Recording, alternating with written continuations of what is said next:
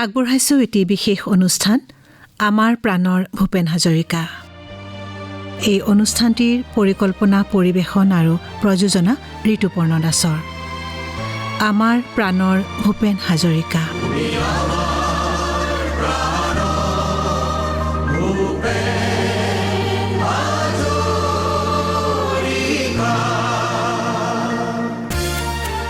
নমস্কাৰ। আমাৰ প্ৰাণৰ ভূপেন হাজৰিকাৰ আজিৰ খণ্ডটিলৈ আপোনাক আদৰণি জনাইছোঁ। আজিৰ খণ্ডটিত আমি ভূপেন হাজৰিকাৰ কেইটামান বিশেষ গীতৰ অন্তৰাল আৰু সেই গীতসমূহৰ বিশ্বজনীন ভাৱনাৰ বিষয়ে আলোচনা কৰিম। আজিৰ খণ্ডটিত আলোচ্য বিষয়ৰ ক্ষেত্ৰত সহায় লোৱা হৈছে অনুৰাধা শৰ্মা পূজাৰী প্ৰণীত ভূপেন হাজৰিকা বিষয়ক গ্ৰন্থ ভাৰতৰত্ন ভূপেন হাজৰিকা গীতৰ চিত্ৰকৰ সুৰৰ ভাস্কৰ এই গ্ৰন্থখনিৰ।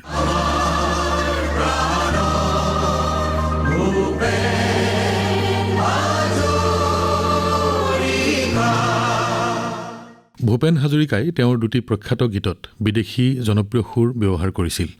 তাৰ এটি গীত হ'ল মানুহে মানুহৰ বাবে যদিহে অকণো নাভাবে, আৰু আনটো হ'ল বিস্তীৰ্ণ পাৰৰে অসংখ্যজনৰে হাহাকাৰ শুনিও বুঢ়ালুইত বোৱা কিয়।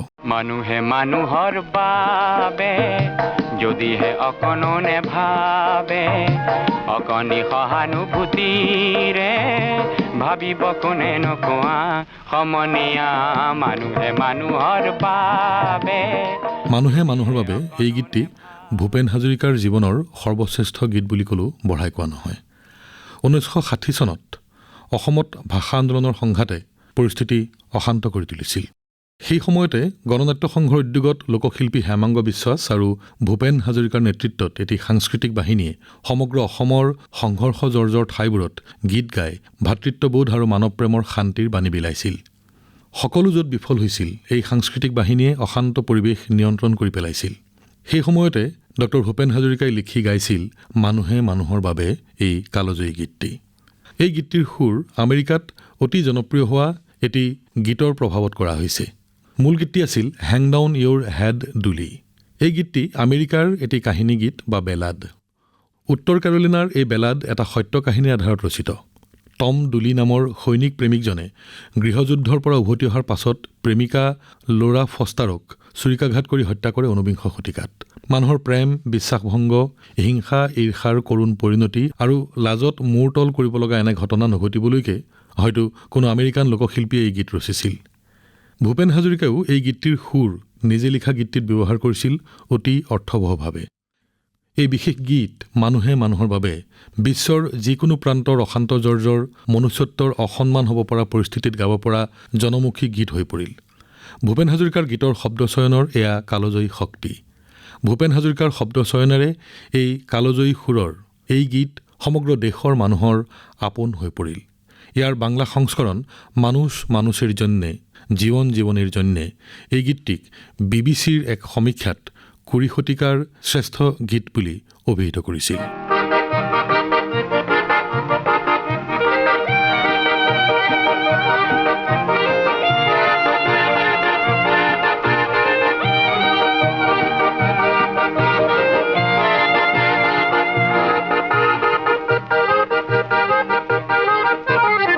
মানুহে মানুহৰ বাবে যদিহে অকণো নেভাবে, অকণি সহানুভূতিৰে ভাবিব কোনে নোকোৱা সমনীয়া। মানুহে মানুহৰ বাবে যদিহে অকণো নেভাবে, অকণি সহানুভূতিৰে ভাবিব কোনে নোকোৱা সমনীয়া। মানুহে মানুহৰ বাবে।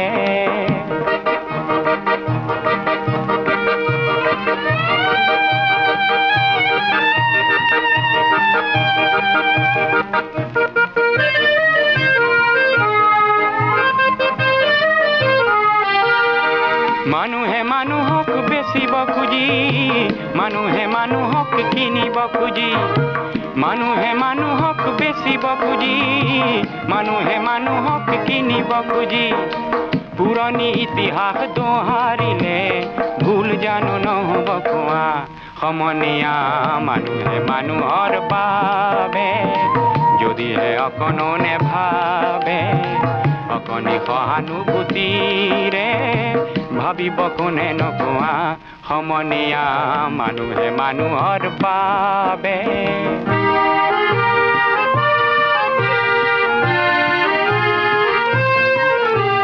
দুৰ্বল মানুহে যদি জীৱনৰ কোবাল নদী পাৰ হয় তোমাৰে সাহত তুমি হেৰুৱাবানো কি দুৰ্বল মানুহে যদি জীৱনৰ কোবাল নদী পাৰ হয় তোমাৰে সাহত তুমি হেৰুৱাবানো কি মানুহ যদিহে নহয় মানুহ দানৱ কাহানিও নহয় মানুহ যদিহে নহয় মানুহ দানৱ কাহানিও নহয় মানুহ যদি দানৱ কাহানি বা হয় মানুহ লাজ পাব কোনে নকোৱা সমনীয়া মানুহে মানুহৰ বাবে যদিহে অকণো নেভাবে অকণি সহানুভূতিৰে ভাবিব কোনে নকোৱা সমনীয়া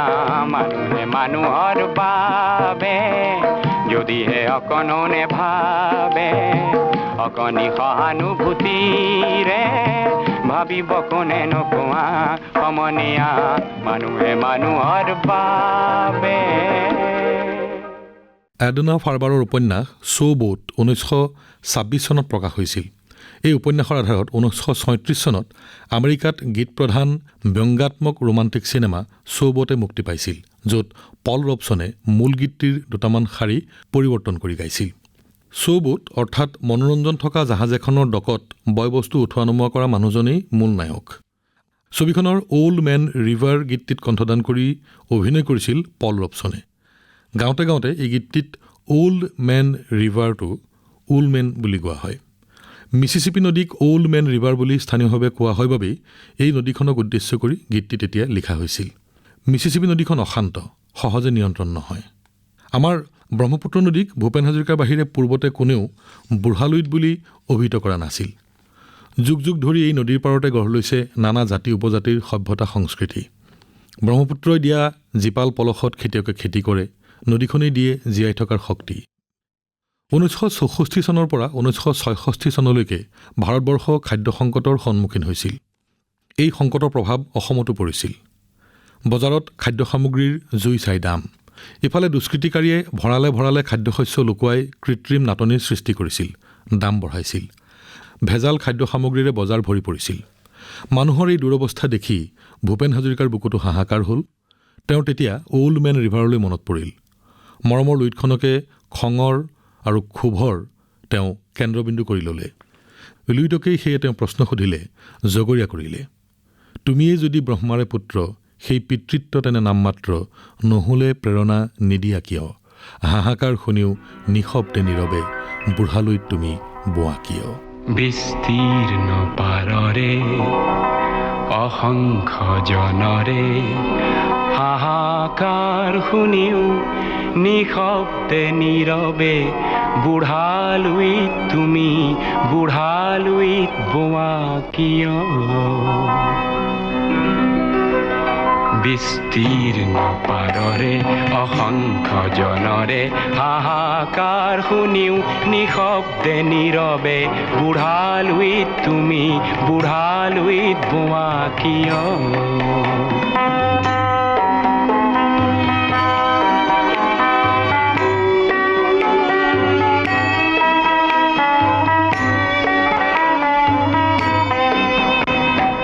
নৈতিকতাৰ স্খলন দেখিও, মানৱতাৰ পতন দেখিও, নিৰ্লজ্জ অলস ভাৱে বোৱা কিয়?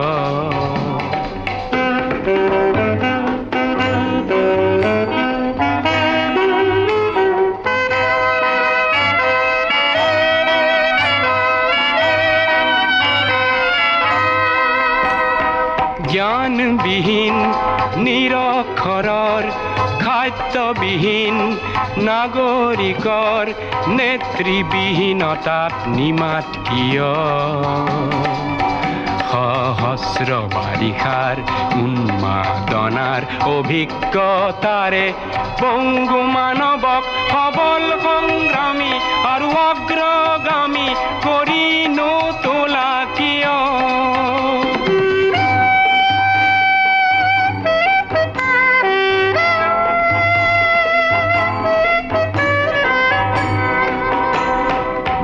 ব্যক্তি যদি ব্যক্তি কেন্দ্ৰিক, সমষ্টি যদি ব্যক্তিত্ব ৰহিত, তেনে শিথিল সমাজক নাভাঙা কিয়?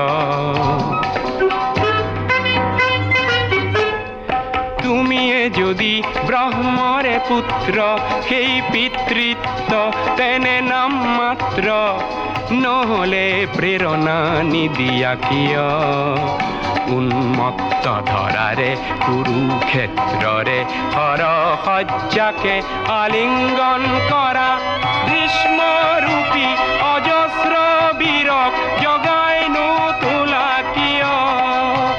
বিস্তীৰ্ণ পাৰৰে অসংখ্য জনৰে হাহাকাৰ শুনিও নিশব্দে নীৰৱে বুঢ়ালুইত তুমি বুঢ়ালুইত বোৱা কিয়? বিস্তীৰ্ণ পাৰৰে অসংখ্য জনৰে হাহাকাৰ শুনিও নিশব্দে নীৰৱে বুঢ়ালুইত তুমি বুঢ়ালুইত বোৱা কিয়? 1962 চনৰ চীনা আক্ৰমণৰ সময়ত ভূপেন হাজৰিকাই 4টা কালজয়ী গীত সৃষ্টি কৰিছিল। ইয়াৰ ভিতৰত বুকু হম হম কৰে মোৰ আই আৰু কত জোৱানৰ মৃত্যু হ'ল এই দুটি গীত বিশেষভাৱে উল্লেখযোগ্য। কত জোৱানৰ মৃত্যু হ'ল এই গীতটি যদি তেতিয়াই হিন্দী ভাষালৈ অনুবাদ হ'লহেঁতেন, 1962 চনত চীনে ভাৰত আক্ৰমণ কৰাৰ সময়ত কবি প্ৰদীপে লিখা এ মেৰে ৱতন কে লোগো এই গীতটিৰ দৰেই ভাৰত বিখ্যাত এটি ঐতিহাসিক গীত হৈ পৰিলহেঁতেন। লতা মংগেশকাৰৰ কণ্ঠৰ এই গীতে দেশবাসীক কন্দুৱাইছিল। কত জোৱানৰ মৃত্যু হ'ল গীতটিয়ে উত্তৰ পূৰ্বাঞ্চলক কন্দুৱাইছিল। চেণ্ট্ৰেল কমিটি অৱ ডিফেন্স আৰু ইষ্টাৰ্ণ ইণ্ডিয়া মোশ্যন পিকচাৰ্ছৰ ফালৰ পৰা নেফাৰ মানুহ আৰু অসমৰ মানুহৰ যুদ্ধৰ শেষত মনোবল বৃদ্ধি কৰিবলৈ এখন ডকুমেণ্টাৰী ছবি কৰাৰ বাবে ভূপেন হাজৰিকা আৰু প্ৰযোজক কেমেৰামেন আদিৰ এটি দল ৰাওনা হৈছিল বোমডিলালৈ।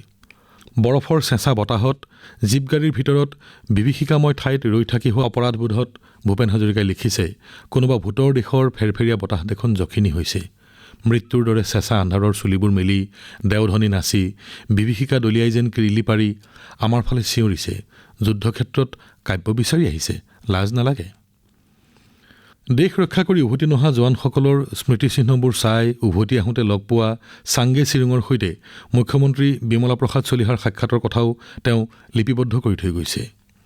চীন ভাৰতৰ যুদ্ধভূমিৰ দৃশ্যৰাজি দেখি হাতৰ গ্লোভছ খুলি তেওঁ লিখিছিল, কত জোৱানৰ মৃত্যু হ'ল, কাৰ জীৱন যৌৱন গ'ল, সেই মৃত্যু অপৰাজেয়, তেনে মৃতক নহ'লো মই কিয়, তেনে মৃতক নহ'লো মই কিয়।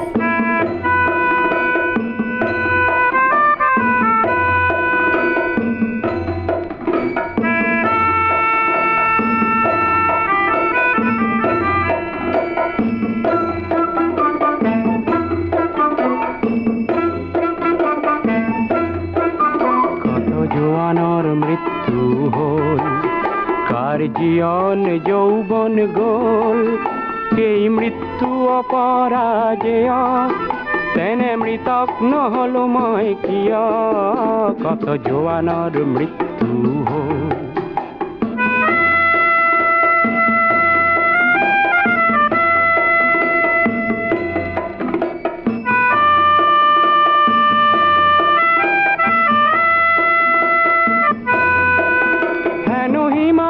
ভাৰতৰ প্ৰহৰী তাহানি শুনিছিলো কাহিনী, পিছে মৃত জোৱান সবে চিঞৰিছে, লাগে চিৰ জাগ্ৰত এটি বাহিনী।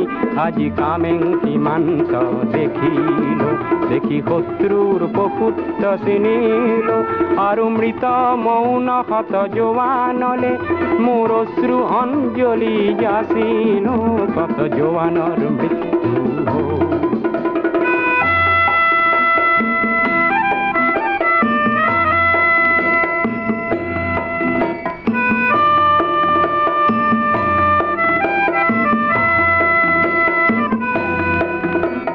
পিতৃপুত্ৰ হাৰা হ'ল, কোন মাতৃৰ বুকু সুদা হ'ল, ৰঙা সেন্দুৰ কাৰ মচা গ'ল, কাৰ বাসনা অপূৰ্ণ ৰ'ল, কত জোৱানৰ মৃত্যু হ'ল।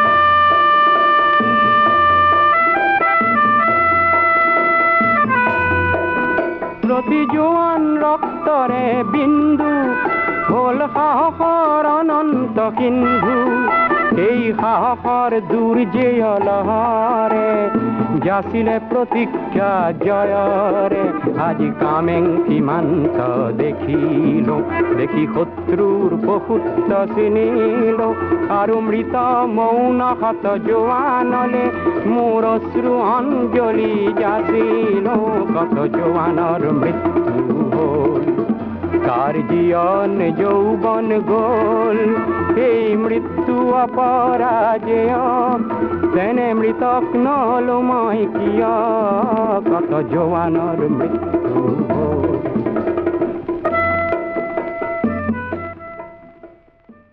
বুকু হমহম কৰে মোৰ আই লিখাৰ সময়ত তেওঁৰ মাতৃও ৰোগশয্যাত আছিল। দেশমাতৃ আৰু জন্মদাত্ৰী মাতৃৰ সংকটকালত তেওঁ লিখিছিল বুকু হমহম কৰে মোৰ আই। ভূপেন হাজৰিকাই উজনি নামনি দুৰ্গম গাঁৱৰ অঙিয়া বঙিয়া চিনি পাইছিল। দেউতাক আছিল উজনিৰ, মাতৃ আছিল নামনিৰ।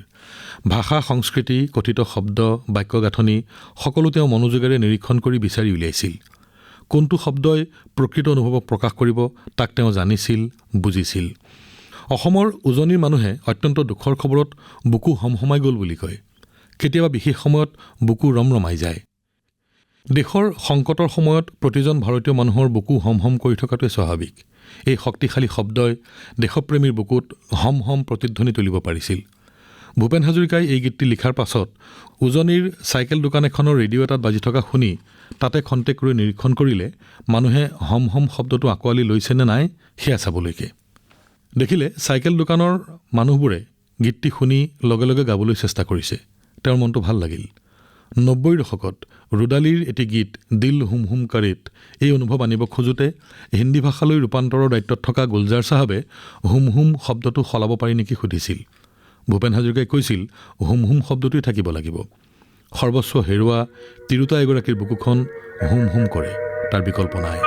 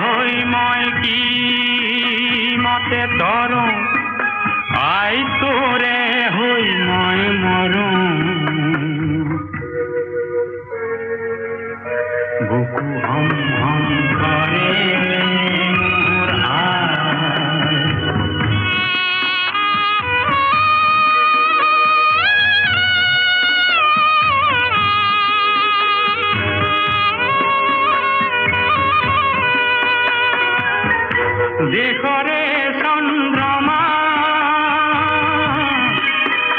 কালেন্ধাৰে আৱৰে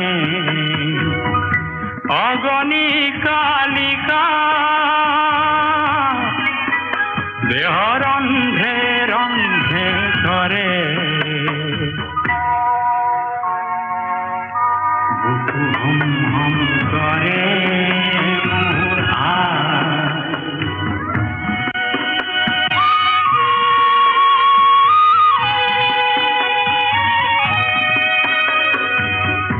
বজ্র সামগ্রী চৌপাহরে গড় ভেদি কিঞ্চিত নাই পর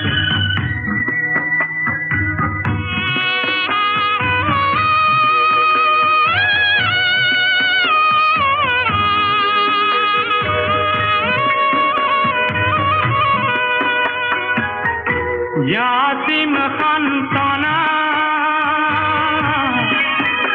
आई मुक्ति प्रभात रे हापिम थापना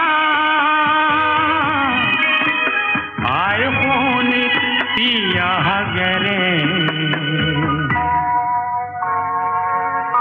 बुकु हम करे मोरा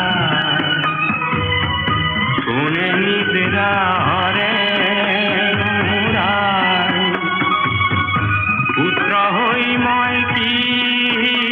মতে তৰো আই তোৰে হৈ মই মৰো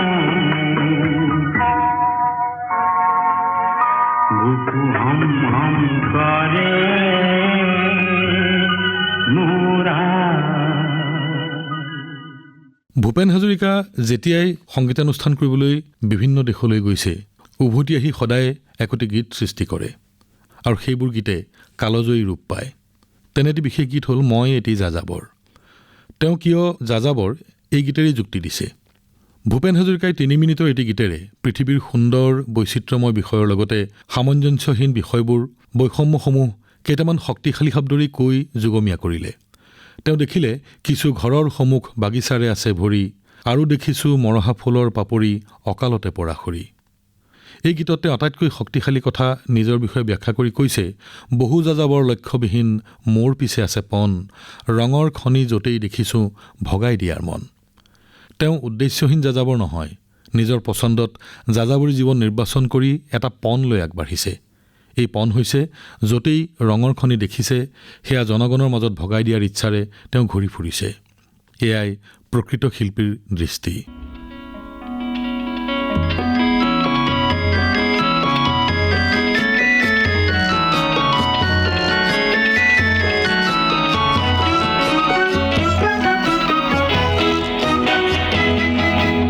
মই এটি যাযাবৰ মই এটি যাযাবৰ ধৰাৰ দিহিঙে দিপাঙে লৰণি বিচাৰি নিজা ঘৰ মই এটি যাযাবৰ মই এটি যাযাবৰ।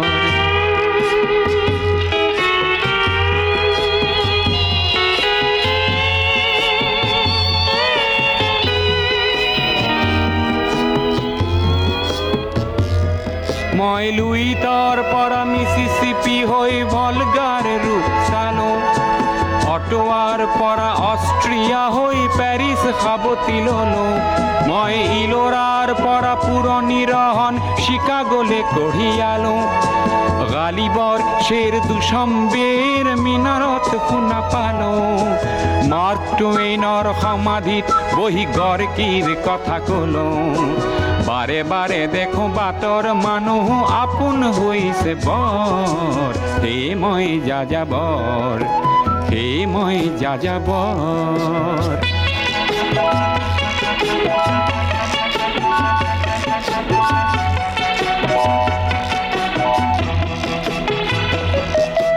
বহু যাযাবৰ লক্ষ্যবিহীন মোৰ পিছে আছে পণ ৰঙৰ খনি য'তেই দেখিছোঁ ভগাই দিয়াৰ মন বহু যাযাবৰ লক্ষ্যবিহীন মোৰ পিছে আছে পণ ৰঙৰ খনি য'তেই দেখিছোঁ ভগাই দিয়াৰ মন মই দেখিছোঁ অনেক গগনচুম্বী অট্টালিকাৰ শাৰী তাৰ ছাতেই দেখিছোঁ কতনা গৃহহীন নৰ নাৰী মই দেখিছোঁ কিছু ঘৰৰ সন্মুখ বাগিচাৰে আছে ভৰি আৰু দেখিছোঁ মৰহা ফুলৰ পাপৰি অকালতে পৰা সৰি বহু দেশে দেশে গৃহদাহ দেখি চিন্তিত হওঁ বৰ মনৰ মানুহ বহুতেই দেখো ঘৰতে হৈছে পৰ হে মই যাযাবৰ হে মই যাযাবৰ ধৰাৰ দিহিঙে দিপাঙে লৰো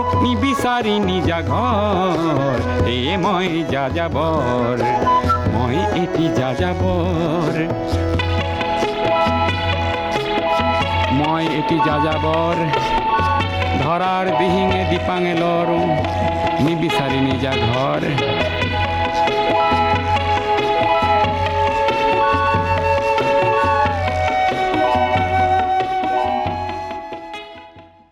ভূপেন হাজৰিকাৰ কুঠৰীৰ অভিনেতা বন্ধু চন্দ্ৰফুকনৰ সৈতে কথোপকথনৰ সময়ত শ্বিলঙত লিখা এটি গীত হ'ল যদি জীৱনে কান্দে নাই নাই বুলি। চন্দ্ৰফুকনৰ সেইদিনা মনটো কিবা কথাত বেয়া লাগি আছিল। তেওঁৰ মন ভাল লগাবলৈকে ভূপেন হাজৰিকাই মেজত থকা পুৰণি লেফাফা এটা টানি আনি লিখিলে যদি জীৱনে কান্দে নাই নাই বুলি যদি দুখতে উৰে ধৰণিৰ ধূলি নিৰাশাই আশাবোৰ ভাঙিব খুজিলে মই গোৱা গীতটি গাবা। আকৌ লিখিলে বিচৰাতি যদি তুমি এবাৰো নোপোৱা নিবিচৰাতিকে যদি বহুবাৰ পোৱা বিচৰাতি ভাবি গুণি কান্দিব খুজিলে মই হহা হাঁহিতে হাঁহিবা। এই গীতৰ ভাৱাৰ্থই সকলো মানুহক দুৰ্বল মুহূৰ্তত সাহস দিব পাৰে।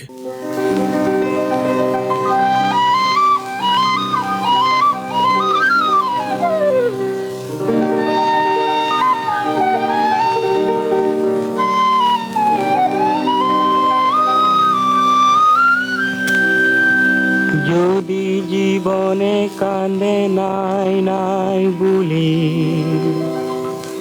যদি দুখতে উৰে ধৰণিৰ ধূলি, নিৰাশাই আশাবোৰ ভাঙিব খুজিলে, মই গোৱা গীতবোৰ গাবা এটি বগলী যদি অকলে অকলে উৰি উৰি যোৱা দেখা সাগৰৰ ফালে, বিৰাটত সৰুখনে ভবাই তুলিলে, মই ৰচা গীতি পঢ়িবা যদি জীৱনে কান্দে নাই নাই বুলি, যদি দুখতে উৰে ধৰণিৰ ধূলি।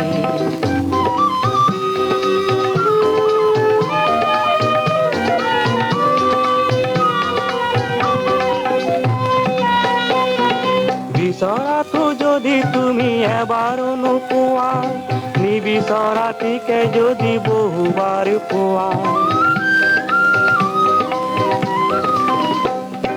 বিচৰাটো যদি তুমি এবাৰো নোপোৱা, নিবিচৰাটিকে যদি বহুবাৰ পোৱা, বিচৰাটো ভাবি গুণি কান্দিব খুজিলে, মই হাঁহি হাঁহিবা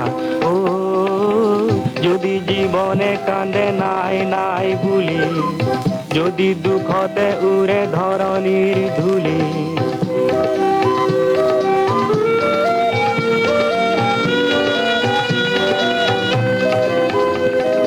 বহুতৰে বহু বুকু ভঙা ভঙা দেখো, সেয়েহে আশাৰে ভৰা গীতবোৰ লিখো। বহুতৰে বহু বুকু ভঙা ভঙা দেখো, সেয়েহে আশাৰে ভৰা গীতবোৰ লিখো। ভুলতে যদি তুমি এনাৰকে পোৱা, কাইতকে শেৱালিৰে পাহি বুলি লোৱা। ভুলতে যদি তুমি এনাৰকে পোৱা, কাইতকে শেৱালিৰে পাহি বুলি লোৱা। তোমাৰ তেজেৰে বাট ৰঙা ৰঙা হলে, মই দিয়া সুৰেৰে মচিবা যদি জীৱনে কান্দে নাই নাই বুলি, যদি দুখতে উৰে ধৰণিৰ ধূলি, নিৰাশাই আশাবোৰ ভাঙিব খুজিলে, মই গোৱা গীতবোৰ গাবা মই ৰচা গীতি পঢ়িবা আদৰৰ শ্ৰোতা, আজিৰ আমাৰ প্ৰাণৰ ভূপেন হাজৰিকাও ইমানতে সামৰিবৰ সময় হ'ল। অহা খণ্ডত পুনৰ ভূপেন হাজৰিকাৰ গীতৰ কিছু নেপথ্য কথাৰে আপোনালোকৰ সৈতে মুখামুখি হ'ম। আজিৰ খণ্ডটি যুগুতাওঁতে আমি সহায় লৈছোঁ অনুৰাধা শৰ্মা পূজাৰীয়ে যুগুতোৱা ভূপেন হাজৰিকাৰ জীৱন বিষয়ক গ্ৰন্থ ভাৰতৰত্ন ভূপেন হাজৰিকা, গীতৰ চিত্ৰকৰ সুৰৰ ভাস্কৰ এই গ্ৰন্থখনিৰ। আমাৰ প্ৰাণৰ ভূপেন হাজৰিকাৰ শীৰ্ষ গীতৰ কথা ৰসানন্দ গগৈৰ, সংগীত উৎপল বৰাৰ। আজিলৈ বিদায় লৈছোঁ। নমস্কাৰ।